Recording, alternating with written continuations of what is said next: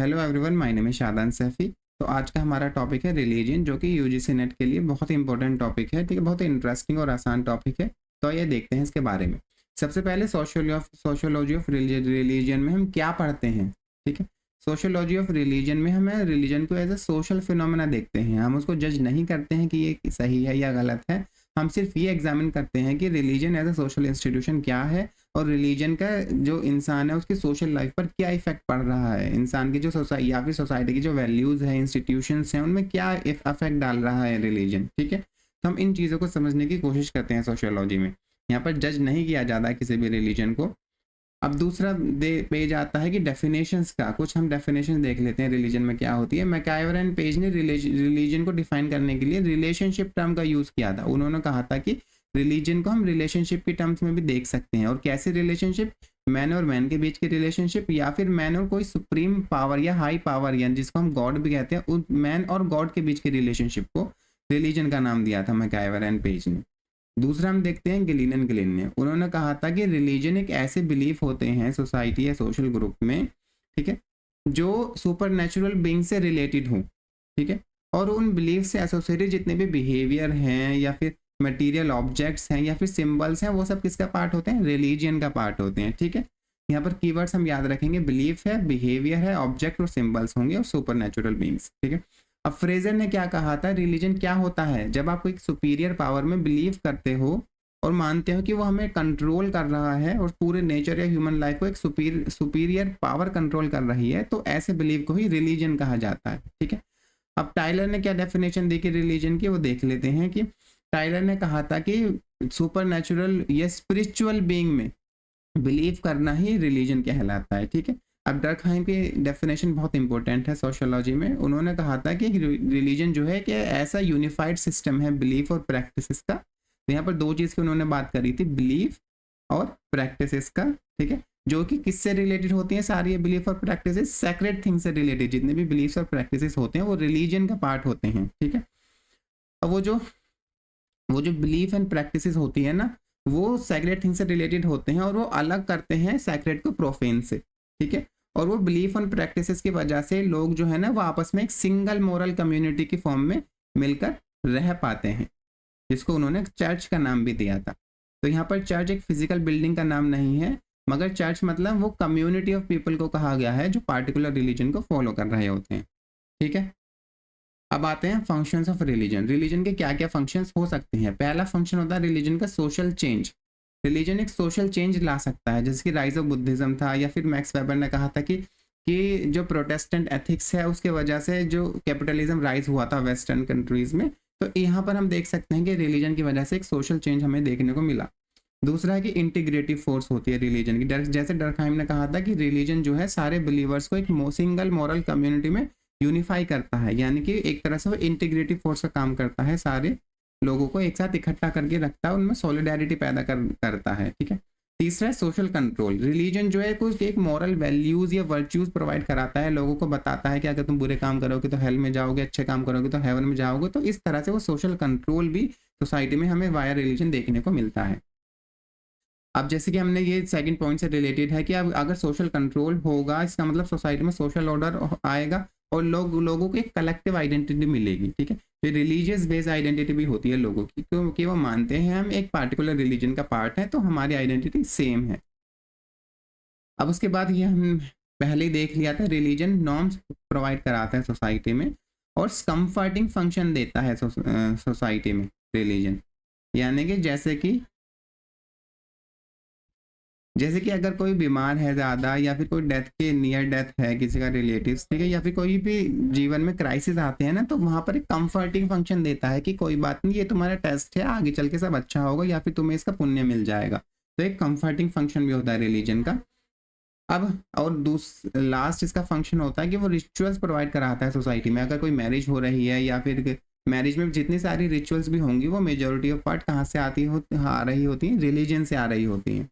अब मगर फंक्शन के साथ साथ रिलीजन के कुछ डिसफंक्शंस भी होते हैं कि कभी कभी रिलीजन क्या होता है, यूनिटी के बजाय डिसयूनिटी और डिसऑर्गेनाइजेशन भी पैदा कर देता है। कहाँ पर, जहाँ पर मल्टी रिलीजियस सोसाइटी होती है वहाँ पर। ठीक है, और यहाँ पर कम्युनल डिसयूनिटी का भी भी रिलीजन में कम्युनिटी डिसयूनिटी भी पैदा हो जाती है रिलीजन की वजह से। और मार्क्सिस्ट ने रिलीजन को एक ओपीएम ऑफ मासेस कहा था, ठीक है। उन्होंने कहा था रिलीजन एक ऐसी आइडियोलॉजीज होता है जो डोमिनेंट क्लास है उस आइडियोलॉजी को इस्तेमाल करती है ताकि वो एक एक्सप्लॉइट कर सके लोअर क्लास के लोगों को, और ठीक है, और एक फॉल्स कॉन्शियसनेस क्रिएट करती है लोगों में ताकि उनको वो कंट्रोल किया कर सके डोमिनेंट क्लास। अब तीसरा इसका डिसफंक्शन हो सकता है कि कभी कभी रिलीजन सोशल प्रोग्रेस को रोक देता है या फिर उसको स्लो कर देता है, ठीक है, क्योंकि लोग जो है ना वो मॉडर्न वैल्यूज का नहीं अपना पाते हैं because of their Orthodox religious values, जिसकी वजह से जो सोशल प्रोग्रेस है वो कम स्लो हो जाती है या फिर रुक जाती है। कभी कभी रिलीजन जो है ना वो इविल प्रैक्टिसेस भी प्रमोट करता है, ठीक है, जैसे जैसे कि ये बहुत सारे हार्मफुल सोशल कस्टम होते हैं सोसाइटी में जो कहाँ से आ रहे होते हैं, रिलीजन से आ रहे होते हैं, ठीक है, जैसे कि कास्ट बेस्ड डिस्क्रिमिनेशन हो गया, ठीक है, एटसेट्रा, बहुत सारी चीज़ें आप देख सकते हो। अब कभी कभी रिलीजन जो है ना वो कम्युनलिज्म का भी फॉर्म ले लेता है, कम्युनल टेंशन बढ़ जाती है स्पेशली जब एक से ज़्यादा रिलीजियस कम्युनिटीज़ एक एरिया में रह रही होती हैं। और सबसे लास्ट पॉइंट इंपॉर्टेंट है कि वो फेटलिज्म फोस्टर करता है, मतलब इंडिविजुअल्स को एक पैसिव बना देता है कि जो मेरी किस्मत में लिखा है वही होगा, फिर मैं मेहनत करके क्या करूंगा, ठीक है, एक तरह से फेटलिज्म प्रमोट करता है सोसाइटी में। अब सबसे इंपॉर्टेंट पार्ट है इसका कि हम थ्योरीज देखेंगे क्या क्या है रिलीजन के ओरिजिन की। सबसे पहली थ्योरी दी थी हमें मैक्स मुलर ने, जिसको हम नेचर थ्योरी या फिर थ्योरी ऑफ नेचरिज्म भी कहते हैं। तो मैक्स मुलर ने अपने थ्योरी ऑफ नेचरिज्म में क्या कहा था, जब इंसान नेचर के कांटेक्ट में आता है, वो देखता है सन को देखता है, मून को देखता है, स्टॉर्म्स को देखता है या रिवर्स को देखता है, तो उसको उसके अंदर एक फियर आता है और उसको एकदम मतलब वो अचंभा हो जाता है कि आओ की फीलिंग आ जाती है उसके अंदर कि ये सब कुछ कैसे एग्जिस्ट करता है, उसको एक्सप्लेन करना चाहता है वो।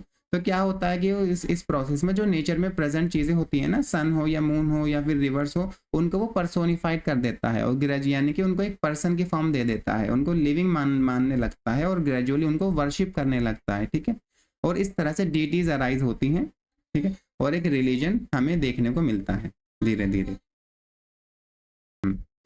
तो इस तरह जो नेचरिज्म में हमने देखा कि मिथोलॉजी का एक अहम पार्ट होता है, मिथोलॉजी उस रिलीजियस प्रैक्टिसेस को बरकरार रखने का काम करती है, और मिथोलॉजी जब भी ट्रांसमिट होगी, जब लैंग्वेज होगी, तो लैंग्वेज और मिथोलॉजी दोनों इंपॉर्टेंट रोल प्ले करती हैं इस नेचरिज्म के एज ए रिलीजन को डेवलप कराने में। दूसरा आता है हर्बर्ट स्पेंसर ने क्या कहा था। हर्बर्ट स्पेंसर ने अपने घोस्ट थ्योरी या ड्रीम थ्योरी में कहा था कि इंसान जब ड्रीम देखता है तो ड्रीम में वो अपने आप को एक अलग तरह का इंसान पाता है, ठीक है, और ड्रीम में वो जो इंसानों की डेथ हो चुकी है उनको भी वो ड्रीम में देख रहा होता है। तो इस तरह से प्रिमिटिव लोगों ने बिलीव किया कि हमारे दो सेल्स होते हैं, एक ड्रीम सेल्स जो हमारी बॉडी को रात को लीव कर देता है, छोड़ देता है, ठीक है, और दूसरा होता है हमारा दूसरा होता है शैडो सेल्फ, यहाँ पर मैंने लिखा नहीं था, ठीक है। तो जो उन्होंने कहा जो हम सपनों में देखते हैं वो हमारा ड्रीम सेल्फ होता है, और जो हम दिन में रहते हैं ना, प्रेजेंट जब हम जाग जाते हैं तो हमारा शैडो सेल्फ वजूद में आ जाता है। तो यहाँ पर एक तरह से ड्यूअलिटी देखने को मिलती है, ड्यूअल सेल्फ देखने को मिलता है। अब इस ड्यूअलिटी को एक्सप्लेन करने के लिए ही उन्होंने कहा कि जो हमारे ड्रीम्स में पर्सन आ रहे होते हैं उनकी वजह से वो लोग एक घोस्ट में बिलीव करने लगे कि जो हमारे सपनों में लोग आ रहे हैं वो घोस्ट हैं, ठीक है। अब उन घोस्ट को, क्योंकि वो जो उनके लोग जिनकी डेथ हो चुकी थी, एंसेस्टर थे, उनके सपनों में आ रहे थे, ठीक है, और वो उनको घोस्ट मान रहे थे, इसलिए उन्होंने उनको धीरे धीरे घोस्ट के थ्रू एक डाइवाइन बीइंग मानना शुरू कर दिया, ठीक है। अब तो उनको फिर धीरे धीरे वर्शिप करना शुरू कर दिया, जिसकी तो यहाँ पर शुरुआत हो गई फिर एंसेस्टर वर्शिप की। उसके बाद आता पॉलीथिज्म, मोनोथिज्म, ठीक है। तो सबसे पहले उन्होंने जो एक्सप्लेन किया था वो एंसेस्टर वर्शिप क्यों होती है, इसी तरह से एक्सप्लेन किया था कि इंसान के सपनों में जब वो एंसेस्टर्स को देखता है तो वो सोचता है कि ये तो घोस्ट एंसेस्टर्स का, और उसको वर्शिप करना शुरू कर देता है। अब ये जो ड्यूअल सेल्फ का आइडिया है जो प्रिमिटिव लोग होते हैं वो एक्सटेंड कर देते हैं एनिमल्स, प्लांट्स और ऑब्जेक्ट को भी, यानी कि जो जैसे इंसान का ड्यूअल सेल्फ होता है वैसे इन सब चीज़ों का भी ड्यूअल सेल्फ होता है। तो एक तरह से इसको घोस्ट थ्योरी कहते हैं। तो ओरिजिन किसकी वजह से कहा हर्बर्ट स्पेंसर ने, ओरिजिन ऑफ रिलीजन किसकी वजह से हुआ, घोस्ट की वजह से। दूसरा आते हैं टाइलर ने क्या कहा। टाइलर ने एक थ्योरी दी थी एनिमिज्म की, बहुत इंपॉर्टेंट है। एनिमिज्म का मतलब होता है बिलीफ इन सोल, आत्मा में बिलीव करना, एनिमा या सोल कह सकते हैं। इनकी बुक थी प्रिमिटिव कल्चर जो 1871 में आई थी। इन्होंने कहा था कि primitive man thinks what is the dream figure, ठीक है, and what separates living from the dead. तो वो कहता है कि जब वो ड्रीम में देखता है लोगों को, ठीक है, यहाँ सेम चीज थी जैसे कि स्पेंसर ने कहा था। तो उसने कहा था कि ड्रीम्स में लोग जो है ना, अपने जो ड्रीम्स में जो हम देखते हैं लोगों को, वो सोल होती है, ठीक है, जो कि बॉडी को लीव कर जाती है और ड्रीम्स में चली जाती है, ठीक है। आज जब हम जागते हैं तो वो सोल हमारी बॉडी में वापस आ जाती है, और जब हम हमारी परमानेंट डेथ हो जाएगी तो लोगों की जो सोल है वो उसकी बॉडी से परमानेंटली लीव करके चली जाएगी, ठीक है। सेम इन्होंने यही आइडिया एनिमल, प्लांट और इनएनिमेट ऑब्जेक्ट जो पत्थर पहाड़ होते हैं इनमें भी अप्लाई करने की कोशिश करेगी। उनके अंदर भी एक सोल होती है। अब इस सोल के आइडिया की वजह से ही कि एक स्पिरिचुअल बीइंग में बिलीफ पैदा हो गया, और धीरे धीरे वो स्पिरिचुअल बीइंग का बिलीफ किसमें कन्वर्ट हो गया, गॉड्स में, जिसके फिर जो प्रिमिटिव लोग हैं उनमें एक रिलीजन पैदा हो गया, ठीक है। अभी जो सोल का कंसेप्ट से जो प्रिमिटिव लोग थे ना, वो डेथ को एक्सप्लेन कर पा रहे थे, ड्रीम्स को एक्सप्लेन कर पा रहे थे, विजन को एक्सप्लेन कर पा रहे थे, ठीक है। तो वैसे ही एनिमिज्म पैदा हुआ। एनिमिज्म कैसे पैदा हुआ, बिलीफ इन सोल, ठीक है। वहां पर स्पेंसर ने घोस्ट की बात करी थी, जबकि टाइलर ने सोल्स की बात करी है। फिर एनिमिज्म कन्वर्ट होता है पॉलीथिज्म में, पॉलीथिज्म कन्वर्ट हो जाता है मोनोथिज्म में, जो कि मॉडर्न कॉम्प्लेक्स सोसाइटीज का पार्ट है अकॉर्डिंग टू टाइलर। अब आते हैं जेम्स फ्रेजर ने क्या कहा था। जहां पर फ्रेजर ने जो बात करी थी वो मेनली बात करी थी मैजिक की, ठीक है, कि कैसे सोसाइटी में पहले मैजिक आता है, फिर रिलीजन आता है, फिर साइंस आ जाता है, ठीक है। तो सोसाइटी 3 स्टेजेस से इवॉल्व हो रही होती है कि मैजिक सबसे पहली स्टेज होती है मैजिक की स्टेज। तो इंसान मैजिक का इस्तेमाल करके नेचर को कंट्रोल करना चाहता है या फिर सुपर नेचुरल फोर्सेस को कंट्रोल करना चाहता है, ठीक है, ये बात याद रखनी है आपको। दूसरा होता है कि जब मैजिक फेल हो जाता है, ठीक है, तो फिर क्या होता है कि इंसान रिलीजन की तरफ जाता है। अब क्योंकि वो कहता है कि मैं इसको कंट्रोल तो नहीं कर सकता सुपर नेचुरल फोर्सेस को, यानी कि मुझे अपने आप को उसके सुपुर्द करना पड़ेगा, ठीक है। तो रिलीजन में इंसान अपने आप को सबमिट कर देता है सुपरनेचुरल बीइंग के सामने। तो मैजिक में तो कंट्रोल कर रहा था नेचर और सुपरनेचुरल बीइंग को, जबकि रिलीजन में अपने आप को सबमिट कर देगा सुपरनेचुरल बीइंग के सामने और उसको उसकी वर्शिप करेगा, ठीक है। फिर बाद में आता है कि जैसे जैसे ह्यूमन नॉलेज बढ़ती चली जाती है तो साइंटिफिक एक्सप्लेनेशन हमारे पास पता चल जाते हैं कि नेचुरल इवेंट्स की एक साइंटिफिक एक्सप्लेनेशन थी। हमें मैजिक या रिलीजन की तरफ जाने की जरूरत नहीं है। तो यहाँ पर इवॉल्व होता है फिर साइंस, ठीक है। तो यहाँ पर जैसे मैंने बताया था वही चीज होती है। रिलीजन में क्या होता है कि इंसान सबमिट करता है अपने आप को सुपरनेचुरल बीइंग के सामने, जबकि और उनकी वर्शिप करता है। मैजिक में क्या होता है, कंट्रोल करता है वो सुपरनेचुरल पावर्स को, ठीक है, वाया रिचुअल्स। अब देखो रिचुअल्स मैजिक में भी होते हैं और रिलीजन में भी होते हैं। मैजिक वाले रिचुअल्स में नेचर या सुपरनेचुरल पावर को कंट्रोल किया जाता है, और रिलीजन वाले रिचुअल्स में अपने आप को सबमिट किया जाता है सुपरनेचुरल बीइंग के सामने। अब आता है कि फ्रेजर ने दो तरह के टाइप्स ऑफ मैजिक बताए थे। एक थे होम्योपैथिक या इमिटेटिव मैजिक, यानी कि उसमें हम इमिटेट या कॉपी करने की कोशिश करते हैं ताकि हमें सिमिलर रिजल्ट्स मिल सके, ठीक है। जैसे कि एक छोटा नागपुर प्लेटो में एक ट्राइब्स है, तो क्या कर, जैसे थंडर की आवाज होती है ना, जैसे बहुत बड़ा पत्थर गिरे तो सेम आवाज आती है थंडर में भी, थंडर। तो वो क्या करते हैं, पहाड़ पर जाकर एक पत्थर फेंक दे, बहुत बड़ा पत्थर गिराते हैं, तो उनको सिमिलर आवाज मिल जाती है थंडर की। तो उस मानते हैं कि इस तरह से हमें बारिश मिल जाएगी, इट विल ब्रिंग रेन। दूसरा आता है कंटेजियस मैजिक, जिसको हम ब्लैक मैजिक भी कहते हैं। इसमें क्या होता है, लॉ ऑफ कंटेजन। कंटेजियस मतलब क्या होता है कि कांटेक्ट में आना। यहाँ पर क्या होता है कि इसमें मानना होता है कि जो चीजें किसी भी इंसान के कांटेक्ट में आई होती है ना, जैसे उसके बाल हो गए या हेयर्स हो गए, बाल हो गए या फिर नेल्स हो गए या क्लोथ्स हो गए, तो वो सारी चीजें उस पर्सन को रिप्रेजेंट कर रही होती हैं, ठीक है। तो मैजिशियन क्या होता है, इन आइटम्स का यूज करता है रिचुअल्स परफॉर्म करने के लिए ताकि उस पर्सन को हार्म पहुंचा सके, ठीक है। तो जो मूवीज में जो ब्लैक मैजिक आप देखते हो वो उन्होंने क्लासिफाई किया था कंटेजियस मैजिक में। इसका मेन पर्पस नेगेटिव होता है, सामने वाले को हार्म पहुंचाना। अब मेलिनोव्स्की की इमोशनल स्ट्रेस थ्योरी हम देख लेते हैं। यहाँ पर उन्होंने कहा था कि जब इंसान की लाइफ में क्राइसिस आते हैं, कोई बर्थ होता है या प्यूबर्टी या मैरिज या डेथ होती है, या फिर कोई अनप्रिडिक्टेबल इवेंट्स आते हैं, जैसे कोई कोई डिजास्टर आ गया, नेचुरल डिजास्टर आ गया, जो सोशल सोसाइटी को थ्रेटन करने का काम करते हैं, तो ऐसी चीज़ों में इंसान मतलब वो उसको एक्सप्लेन करना चाहता है, उस एक्सप्लेनेशन करने के चक्कर में वो रिलीजन को इन्वेंट कर देता है। ठीक है,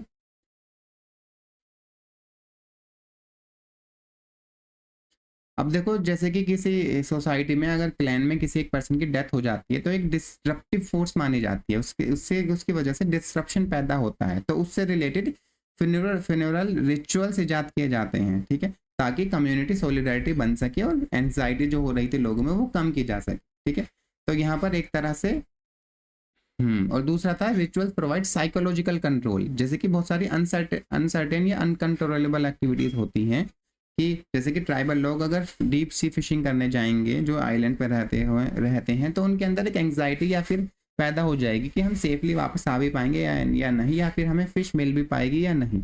उसको रिड्यूस करने के लिए बहुत सारे रिचुअल परफॉर्म करते हैं ट्राइबल लोग। ठीक है, ताकि उनकी एंग्जाइटी या फियर जो है वो कम हो सके और उनके अंदर कॉन्फिडेंस बिल्ड हो सके। ठीक है, तो यहाँ पर और लास्ट पॉइंट हम देखते हैं, रिलीजन प्रमोट सोशल सॉलिडारिटी। तो इन सब चीज़ों के साथ साथ वो सोशल सॉलिडारिटी भी प्रमोट करता है रिलीजन सोसाइटी में। तो स्ट्रेसफुल सिचुएशन में लोगों का एंग्जाइटी और फियर को कम करता है और लोगों के बीच में एक सोशल सॉलिडारिटी को प्रमोट करता है। ठीक है, अब आते हैं सबसे इंपॉर्टेंट चीज, लेवी ब्राहल ने क्या कहा था। उन्होंने एक तरह बात की थी मोड ऑफ थॉट्स की। तो यहाँ पर उन्होंने कहा था कि रिलीजन के ओरिजिन को समझना इम्पॉसिबल है, इसलिए हमें उनके रिलीजन के ओरिजिन को जानने के बजाय हमें किस चीज़ पे फोकस करना चाहिए, कि थॉट प्रोसेस पे फोकस करना चाहिए, कि प्रिमिटिव लोग और जो मॉडर्न लोग हैं, मॉडर्न वेस्टर्न लोग, उनके थॉट प्रोसेस में क्या फ़र्क होता है। ठीक है, तो उन्होंने वही चीज़ बताई हमें कि जो प्रिमिटिव लोग होते हैं उनका जो थॉट प्रोसेस होता है या फिर उनकी जो मेंटेलिटी होती है वो होती है प्री लॉजिकल होती है और मिस्टिकल होती है। प्री लॉजिकल का मतलब ये नहीं है कि वो इलॉजिकल हो। ठीक है, प्री लॉजिकल मतलब हमारे लॉजिक्स के अगेंस्ट, हमारे लॉजिक से अलग लॉजिक होता है उनका चीज़ों को समझाने का।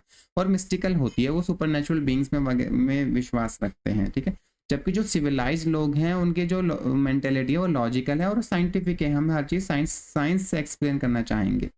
ठीक है, यहाँ पर ये मतलब नहीं है कि प्रिमिटिव लोगों की इंटेलिजेंस इंफीरियर हो गई, मगर मतलब ये है कि प्रिमिटिव लोगों की जो मेंटेलिटी है, इंटेलिजेंट है, वो डिफरेंट है होती है सिविलाइज लोगों से।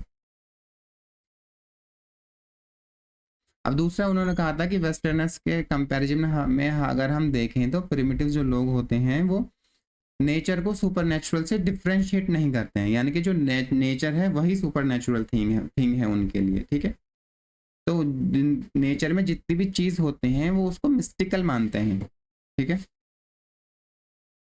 अब देखो जो उनके थॉट होते हैं, ये वो जो प्रिमिटिव लोगों में जो थॉट आए हैं वो shape by the societies value, जो सोसाइटी के वैल्यूज या बिलीव होते हैं वो लोगों के थॉट को अफेक्ट कर रहे होते हैं। ये तो मॉडर्न सोसाइटी में भी हमें देखने को मिलता है। ठीक है, तो इंडिविजुअल साइकोलॉजी पे फोकस ना कर उन्होंने किस पे फोकस किया था, कलेक्टिव रिप्रेजेंटेशन या फिर कलेक्टिव जो बिलीफ या वैल्यूज होते हैं सोसाइटी में, जो कि इन्फ्लुएंस करते हैं इंडिविजुअल के थॉट को। ठीक है, तो यहाँ पर उन्होंने अपना फोकस जो है,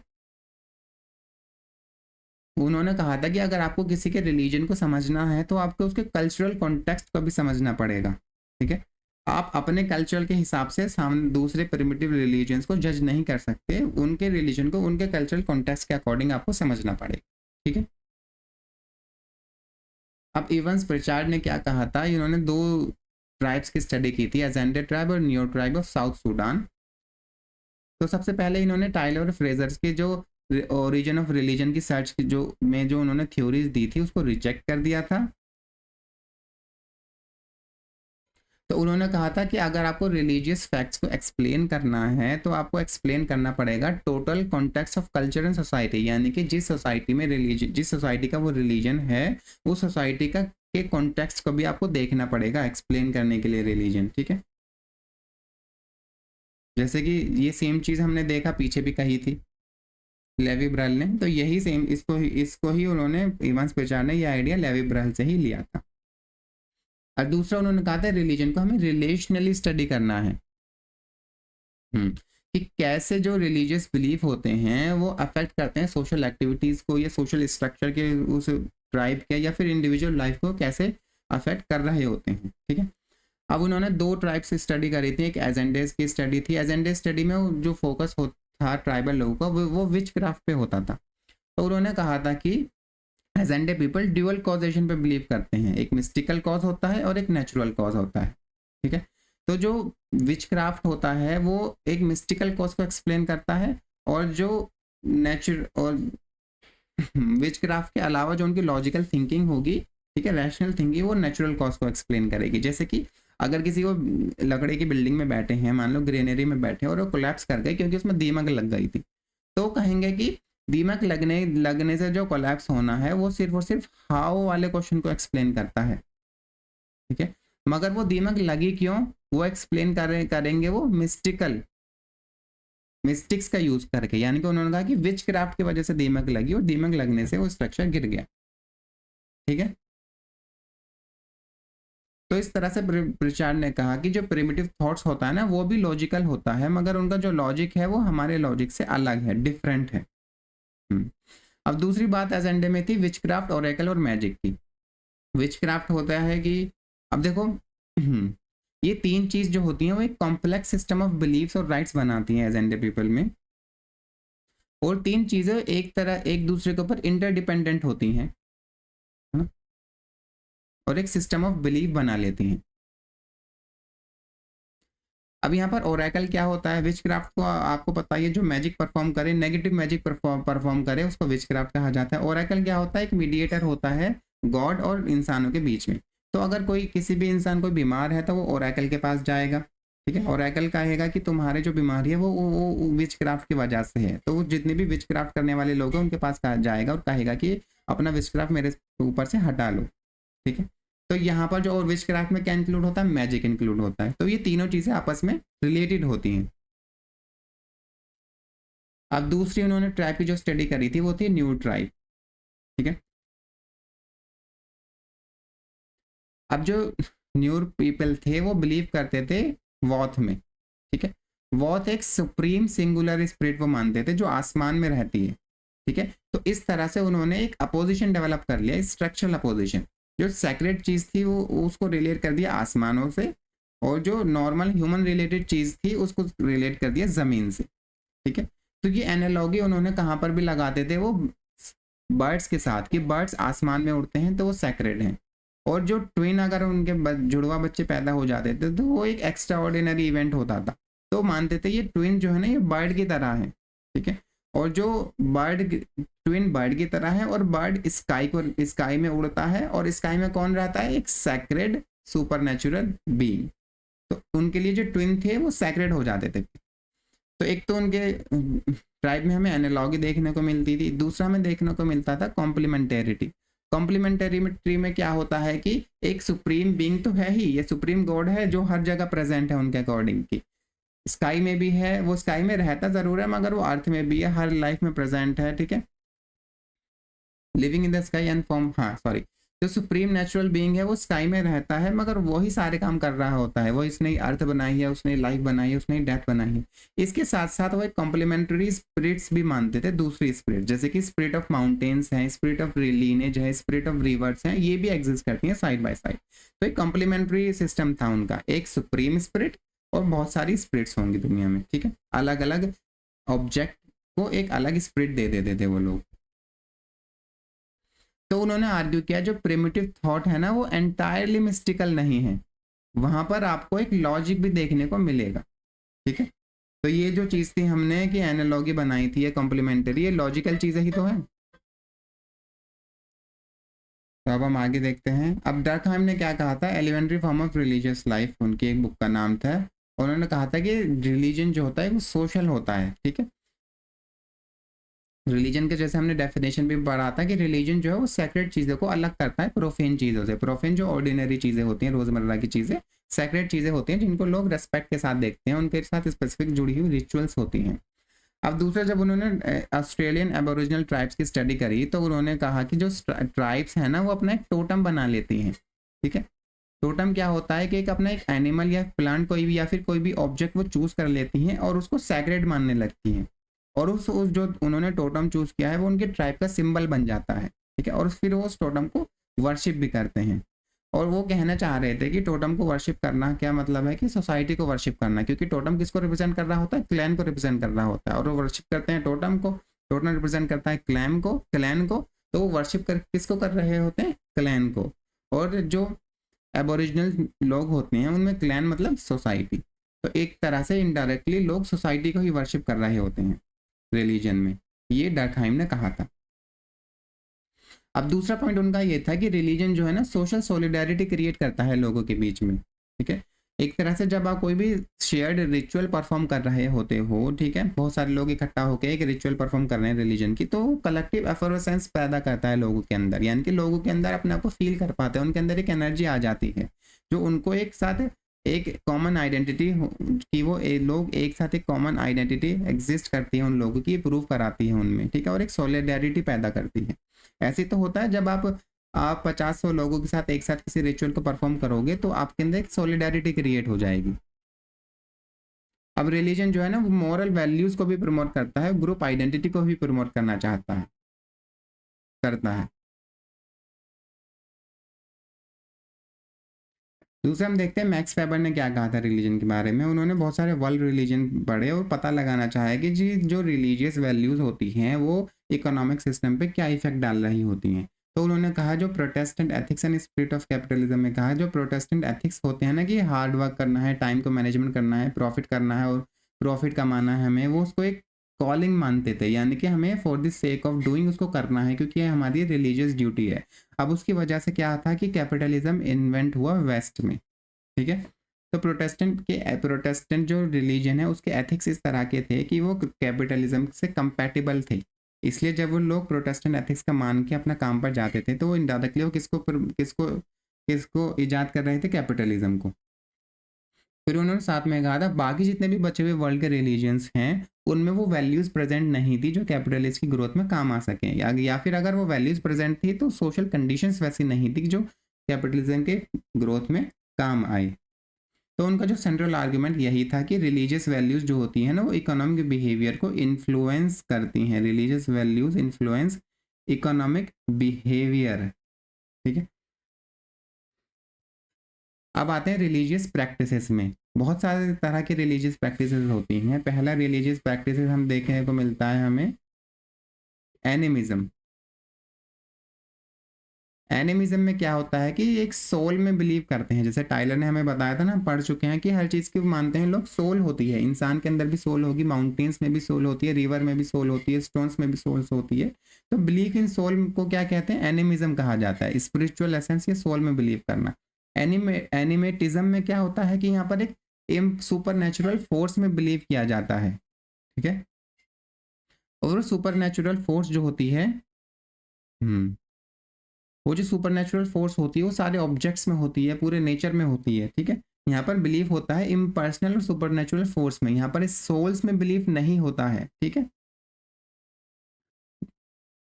जैसे कि मना है या फिर ओरेंडा है या शी है चाइनीज थॉट में, ये सब क्या है, ये सुपरनेचुरल बीइंग होती हैं उनकी उन सोसाइटीज में, ठीक है। तो सुपरनेचुरल बीइंग जो है ना वो एक तरह से एक इनविजिबल एनर्जी या पावर होती है, वो कि घोस्ट या गॉड नहीं माना जाता है इसमें, ना ही वो सोल्स होती है। तीसरा आता है नेचरिज्म, ठीक है। नेचरिज्म में वही हमने देखा था कि नेचर में जो ऑब्जेक्ट है ना उनको पर्सोनिफाई किया जाता है, फिर उनकी वर्शिप की जाती है, जैसे कि सन मून रिवर्स या माउंटेन्स, उनको पर्सोनिफाई करके उनकी फिर पूजा की जाएगी या वर्शिप किया जाता है, ठीक है। मोनिज्म में क्या होता है कि उसमें माना जाता है कि जो गॉड और यूनिवर्स है ना वो एक ही है, सेपरेट नहीं है, कि हर जगह गॉड है, पत्ते में भी गॉड है, माउंटेन में भी गॉड है, ठीक है, इंसानों में भी गॉड है। तो ये क्या बिलीफ होता है, मोनिज्म का बिलीफ होता है, जैसे कि सूफी मिस्टिज्म, हम इसका एग्जांपल देख सकते हैं।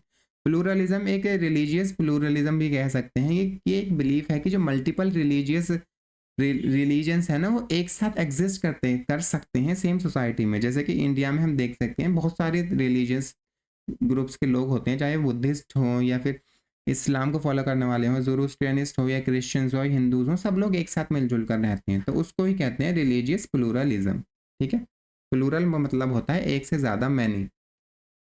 अब आता है पैंथिज्म। पैंथिज्म में क्या होता है कि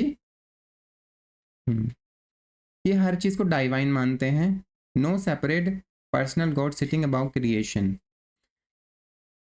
गॉड जो है ना यूनिवर्स या नेचर के आइडेंटिकल है। ठीक है, तो यहाँ पर हम देखते हैं पैंथिज्म में क्या देखते हैं कि हम क्या मानते हैं हम कि जो भी तुम दुनिया दुनिया में देख रहे हो ना वो सब गॉड है, गॉड इज एवरीथिंग। ठीक है, जबकि जो हमने देखा था ये डिफ्रेंशिएट कैसे करता है मोनिज्म से। मोनिज्म में क्या हम मानते हैं कि एक सिंगल, ठीक है, सिंगल गॉड है, उसी से सारी चीजें हमें डराइव हो रही हैं, वो सोर्स है हर चीज का। ठीक है, यहाँ पर एवरीथिंग इज वन। और दूसरा हम पैंथिज्म में मानते हैं कि एवरीथिंग इज गॉड। ठीक है, समझ गए, मोनोइज्म मतलब मोनो मतलब वन, तो एवरीथिंग इज वन, पैंथिज्म में एवरीथिंग इज गॉड। अब देखते हैं हम अथिज्म में क्या होता है। अथिज्म में क्या होता है कि गॉड या रिलीजन के बिलीफ को वो रिजेक्ट कर देता है इंसान। ठीक है, यहाँ पर एंटी रिलीजियस होना उसका मकसद नहीं होता है, मगर वो रिलीजन में बिलीफ ही नहीं करता है। ठीक है, बहुत सारे बुद्धिस्ट या फिर जो सेक्युलर ह्यूमनिस्ट लोग होते हैं कह सकते हैं, या फिर बहुत सारे लोग अथीस्ट भी होते हैं सोसाइटी में, वो क्योंकि वो अथीज्म को फॉलो कर रहे होते हैं कि वो किसी भी रिलीजन में नहीं मानते हैं। एग्नोस्टिसिज्म में क्या होता है, view that existence of God और सुपरनेचुरल इज अननोन और अननोएबल। तो एक तरह से ये एक एग्नोस्टिसिज्म एक ऐसी पोजीशन, ये बिलीव होता है कि हम गॉड के एग्जिस्टेंस को पता नहीं लगा पाएंगे और ना ही हमें पता है गॉड का एग्जिस्टेंस, यानी कि प्रूव नहीं कर पाएंगे उसको। तो ऐसे बिलीव को एग्नोस्टिसिज्म कहा जाता है। और जो इसमें बिलीव करते हैं वो कौन थे, क्या होते हैं, एग्नोस्टिक्स। इसको हमें दिया था टी.एच. हक्सले ने। जैसे फॉर एग्जाम्पल कि मैं प्रूव नहीं कर सकता कि गॉड एग्जिस्ट करता है, या फिर गॉड एग्जिस्ट नहीं करता है, तो फिर ये मेरे मेरे मेरी मर्जी है कि मैं बिलीव करूं या ना करूं। ठीक है, तो एक टोटेमिज्म क्या होता है कि जो हमने डरखाइम वाले केस में पढ़ा था कि एक टोटम या एक मान लिया जाता है, वो टोटम कोई भी एनिमल हो सकता है, प्लांट हो सकता है या नेचुरल ऑब्जेक्ट हो सकता है, उसको एक सैक्रेड माना जाता है, उसको पावरफुल माना जाता है और अपना क्लैन का रिप्रेजेंटेशन मानते हैं, उसको एज अ क्लैन सिंबल माना जाता है, उसकी वर्शिप की जाती है। ठीक है, और वो टोटम्स जो है ना वो क्लैंस में सोशल ऑर्गेनाइजेशन में भी काम आ रहा होता है। जैसे कि क्लैन जो है, एक क्लैन का कोई टोटेमिक सिंबल्स है, दूसरे क्लैन का दूसरा टोटेमिक सिंबल्स है, या फिर एक क्लैंस में ही दो ग्रुप बन जाएंगे, दोनों का अलग अलग टोटेमिक सिंबल्स होगा। तो इस तरह से हमें जो टोटेमिज्म में जो टोटम्स होते हैं वो क्लैन के सोशल ऑर्गेनाइजेशंस को भी अफेक्ट कर रहे होते हैं। ये हमने पढ़ लिया था डरकाइम वाला केस। अब हम आगे बढ़ते हैं। सेक्ट, कल्ट और डिनोमिनेशन क्या होता है। कल्ट क्या होता है कि सबसे स्मॉल एक लूजली ऑर्गेनाइज ग्रुप होता है जिसका जो बिलीफ है वो डोमिनेंट रिलीजन से बिल्कुल अलग होता है। ठीक है, मगर वो साथ के साथ सबसे इंपॉर्टेंट चीज होती है कि वो डोमिनेंट रिलीजन को डायरेक्टली चैलेंज नहीं करता है। ठीक है, वो चैलेंज नहीं करता है, मगर उसका एक लूजली ऑर्गेनाइज ग्रुप का मतलब है कोई फॉर्मल उसमें मेंबरशिप नहीं होती है। उसके हम फीचर्स देख लेते हैं, फिर अच्छे से समझ में आएगा। ये इंडिविजुअलिस्टिक होता है, वो पर्सनल एक्सपीरियंस पे फोकस करता है कल्ट। उसमें एक कैरिज्मेटिक लीडर होगा जो कल्ट लीडर भी कहलाते हैं। कोई फॉर्मल मेंबरशिप नहीं होगी, तुम आ सकते हो और ज्वाइन करो, जाना है तो चले जाओ, कोई फॉर्मल मेंबरशिप या फॉर्म वॉर्म भरने की कोई ज़रूरत नहीं है। ओपन होती है इसकी मेंबरशिप, सब लोग ज्वाइन, वॉलंटरी एंड ओपन। किसी किसी कल्ट की मेंबरशिप ओपन होती है, किसी किसी की कल्ट की मेंबरशिप एक्सक्लूसिव होती है कि कुछ पार्टिकुलर लोग ही उसको ज्वाइन कर पाएंगे, बाकी सब लोग ज्वाइन नहीं कर सकते हैं। ये हमें ज़्यादातर बिग सिटीज़ में देखने को मिलता है। ठीक है, और जो ज़्यादातर जो लोग हैं ना उनको ज़िंदगी में बहुत सारी चीज़ों को एक्सप्लेन नहीं कर पाते हैं, तो वो कल्ट बना लेते हैं या किसी कल्ट को ज्वाइन कर लेते हैं, तो इस कल्ट से उनको रिलीफ मिलता है लाइफ में। पीटर बर्जन ने 3 तरह के कल्ट हमें बताए थे। रिवाइवलिस्ट कल्ट, ठीक है, जो फॉरगॉटन पास्ट को जो हमारा जो पास्ट रहा है उसको ग्लोरीफाई कर रहे होते हैं और चाहते हैं कि वो रिवाइव हो जाए पास्ट, तो ऐसे कल्ट को रिवाइवलिस्ट कल्ट कहेंगे। एडवेंचरिस्ट कल्ट में क्या होता है कि नए नए तरीके हैं, वो एडवेंचर क्या होता है, नए नए तरीकों पे जाना, नए नए रास्तों पर जाना। तो एडवेंचरिस्ट कल्ट में क्या होता है कि लोग नए नए तरीके ढूंढते हैं ताकि उनको एक सुकून मिल सके। ओरिएंटलिस्ट जो है, ओरिएंट मतलब ईस्ट, यानी कि जो ईस्टर्न ट्रेडिशन या फिर जो ईस्टर्न दुनिया के जो कल्ट होते हैं उनको ओरिएंटलिस्ट कल्ट कहा जाता है। India, China, south east Asia के जो कल्ट होंगे या जापान के, वो ओरिएंटलिस्ट कल्ट कहलाएंगे। दूसरा आता है सेक्ट। देखो सेक्ट जो होता है ना, ये कल्ट से थोड़ा सा ज्यादा एक ऑर्गेनाइज्ड, मोर ऑर्गेनाइज्ड ग्रुप होता है, more organized group than a cult, है ना। अब वो डोमिनेंट रिलीजन से ब्रेक अवे से बना होता है, ठीक है। अब मुझे आपकी कोई चीज पसंद नहीं आ रही है डोमिनेंट रिलीजन की, तो मैं आपसे ब्रेक टूट के एक नया सेक्ट बना लूंगा। तो डोमिनेंट रिलीजन को डायरेक्टली चैलेंज करता है। कल्ट में डायरेक्टली चैलेंज नहीं कर रहा था, मगर यहाँ पर डोमिनेंट रिलीजन को डायरेक्टली चैलेंज कर रहा होता है सेक्ट, ठीक है। तो सेक्ट क्या क्या चाहते हैं कि वो रिलीजन को दोबारा से री इंटरप्रेट करें या उसको प्योरीफाई करें, ठीक है। जैसे कि उसके की फीचर्स क्या होते हैं कि वो दूसरे रिलीजियस ग्रुप के लिए इनटॉलरेंट होता है, ठीक है। अब एक्सिस्टिंग सोशल ऑर्डर से अलग हटने की कोशिश करता है वो, ठीक है। और जो उसके मेंबर्स होते हैं उसमें ब्रदरहुड, इक्वालिटी पैदा करता, प्रमोट करता है और कॉमन गोल्स बताता है उन्हें। इनका एक क्लोज ग्रुप होता है, ठीक है। जो रैपिड सोशल चेंज हो रहे होंगे वहां पर इनका हमें वहां पर हमें ये नए नए सेक्ट्स पैदा होते हुए देखने को मिलेंगे, ये कहा था ब्रायन विल्सन ने। अब जैसे कि वेबर ने कहा था सेक्ट जो होते हैं वो रिलीजियस मार्जिनलाइज्ड ग्रुप को एक तरह से होप प्रोवाइड कराते हैं, ठीक है। वो जैसे कि जो मेन स्ट्रीम रिलीजन है वो अगर उससे होप नहीं मिल रही होती है, तो जो मार्जिनलाइज ग्रुप है वो सेक्ट की तरफ जाते हैं, तो उनको एक होप मिलती है, जिंदगी में नई उम्मीद मिलती है। इसके एग्जाम्पल क्या देख सकते हैं, कैल्विनिस्ट और मेथोडिस्ट जो होते क्रिश्चियनिटी में होते हैं, वो पहले सेक्ट थे। वो मेन स्ट्रीम रिलीजन जो थे उससे डिससेटिस्फाई हो गए और उन्होंने अपना एक अलग सेक्ट बना लिया, अलग से स्क्रिप्चर्स को री इंटरप्रिटेट करने लगे, तो एक सेक्ट बन गया वो। फिर वो सेक्ट जो है ना बाद में डिनोमिनेशन की फॉर्म में कन्वर्ट हो गया। फिलहाल ये जो कैल्विनिस्ट और मेथोडिस्ट है ना, ये डिनोमिनेशंस हैं, पहले वो सेक्ट हुआ करते थे। अभी हम आगे देखेंगे कि डिनोमिनेशन होता क्या है। बहुत सारे जो मठ है या संघ है या पंथ है वो हम सेक्ट कैटेगरी में डाल सकते हैं। अब देखो पीटर बर्जन ने कहा था कि किसी भी सोसाइटी ओपन है, कितनी ज्यादा ओपन है उसको पता लगाने के लिए हम क्या करते हैं कि देखते हैं कितने सेक्ट हैं सोसाइटी में। अगर बहुत ज्यादा सेक्ट हैं तो ज्यादा ओपन सोसाइटी है ना।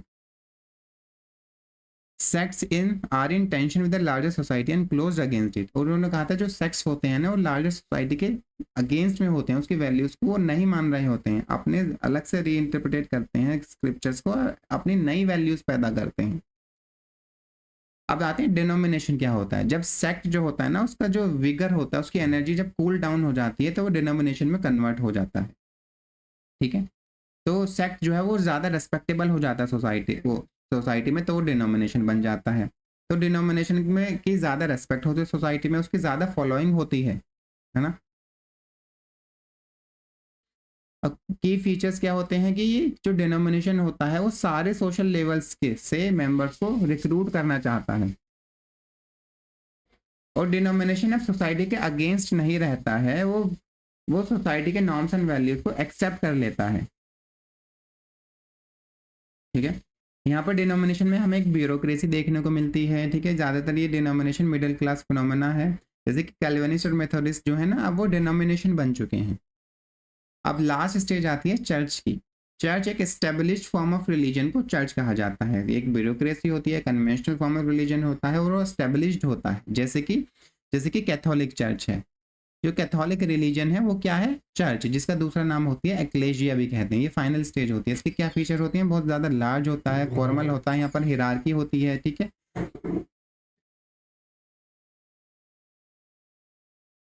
अब देखो स्टेब्लिश सोशल सोसाइटी में जो सोशल ऑर्डर है ना उसको डिफेंड करने का काम करता है, ठीक है। उसकी रिलीजियस ट्रूथ पे मोनोपोली होती है, जो चर्च कहेगा वही लोगों को मानना पड़ेगा ना।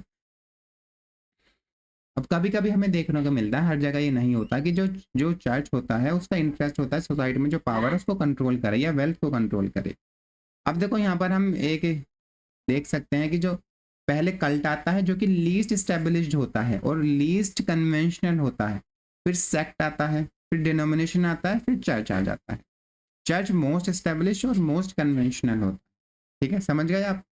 यहाँ पर मैंने एक टेबल बनाई है जिसमें हम इन डिफरेंस को आसानी से देख सकते हैं। चर्च होता है वो लार्ज होता है, यूनिवर्सल होता है, उसके एक इंस्टीट्यूशनलाइज फॉलोइंग होती है। ओ सॉरी, डिनोमिनेशन, पहले चर्च के बारे में देखते हैं। लार्ज इंस्टीट्यूशनल स्ट्रक्चर होता है, सारी क्लास के लोग उसे ज्वाइन कर सकते हैं। ब्यूरोक्रेटिक स्ट्रक्चर, हिरार्की होती है। और चर्च जो होता है वो एस्टेब्लिश स्टेटस को मेंटेन रखना चाहता है, ठीक है, और उसकी मेंबरशिप बाय बर्थ लोगों को मिल जाती है। डिनोमिनेशन भी इंस्टीट्यूशनलाइज होता है मगर चर्च से छोटा होता है, उसकी फॉलोइंग भी कम होती है चर्च से। मिडिल क्लास लोग इसको ज़्यादातर फॉलो करते हैं। ब्यूरोक्रेसी इसमें भी होती है, पेड क्लर्की होती है, मेन स्ट्रीम सोशल नॉर्म्स को एक्सेप्ट करता है, ठीक है। इसमें जो पार्टिसिपेशन मेंबरशिप होगी वो ओपन होगी, कोई भी आगे इसको ज्वाइन कर सकता है।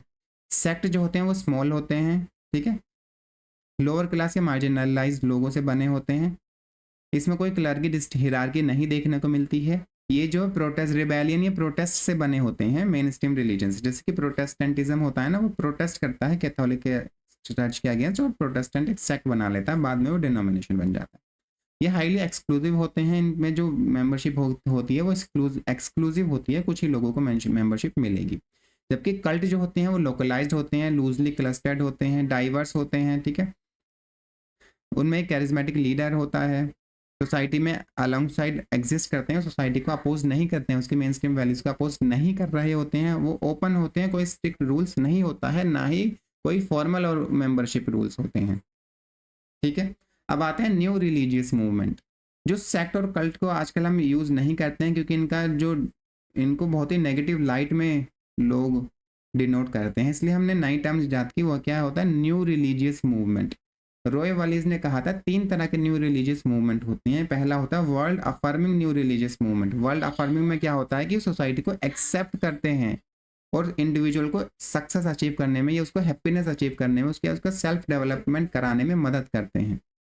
तो ये हाईली इंडिविजुअलिस्टिक होते हैं, ज़्यादा ट्रेडिशनल नहीं होते हैं। यानी कि वर्ल्ड अफर्मिंग, वर्ल्ड को एक्सेप्ट कर लिया है। वर्ल्ड अकोमोडेटिंग मतलब एडजस्ट किया है वर्ल्ड में, ना तो वो सोसाइटी को फुली एक्सेप्ट करते हैं ना ही रिजेक्ट करते हैं। उनका फोकस होता है स्पिरिचुअल रिन्यूअल और पर्सनल फेथ, है ना। और वो अलाउ करते हैं जो उसके मेंबर्स हैं ना, वो अपनी नॉर्मल लाइफ जी सकते हैं। अब इसका एक्सट्रीम आता है वर्ल्ड रिजेक्टिंग।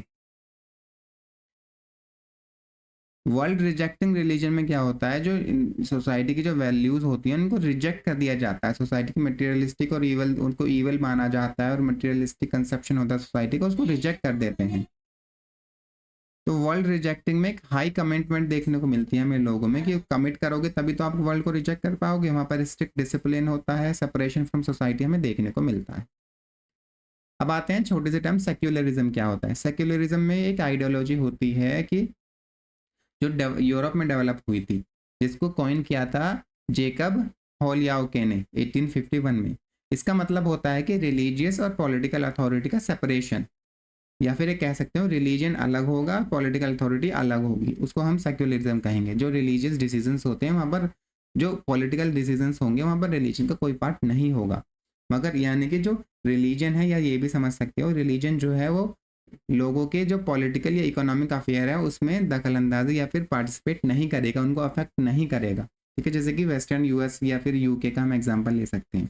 इंडिया का केस डिफरेंट है। यहाँ पर कोई स्ट्रिक्ट सेपरेशन नहीं होता है रिलीजन का और स्टेट का।